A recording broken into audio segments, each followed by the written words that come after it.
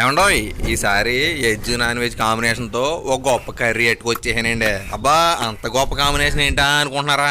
అదేనండి వంకాయ కోడి మాసం అండి. ఏ మాటకి ఆ మాటగానండి అల్లం వెల్లుల్ని రోట్లో వేసి దంచితేనే దాని ఒరిజినల్ టేస్ట్ అండి. మాకైతే ఇక్కడ 3 రకాల కోడి దొరుకుతాయండి. పేరెంట్స్ కోడి, బాయిలర్ కోడి, పారం కోడి అండి. నేను వెళ్ళేసరికి అయితే పేరెంట్స్ కోడి అయిపోయిందంటండి. అందుకే పారం కోడి ఎట్టుకొచ్చేసాను. కూరలో కాసంత నూనె, కూసన్ని ఉల్లిపాయలు, ఇందాక రోట్లో దంచుకున్న అల్లం వెల్లుల్లి పేస్ట్ వేసుకుని కూసంత గరిటెతో కలిపేసుకుని ఆ తర్వాత నిగనిగలాడే వంకాయ ముక్కలు అయితే వేసేసుకోవాలండి. ఆ వంకాయ ముక్కలు కూర్చొని సేపు అలా మగ్గగానే అందులోకి సరిపడా పసుపు సాల్ట్ వేసుకుని గరిటతో అలా కలిపేసుకోవాలండి.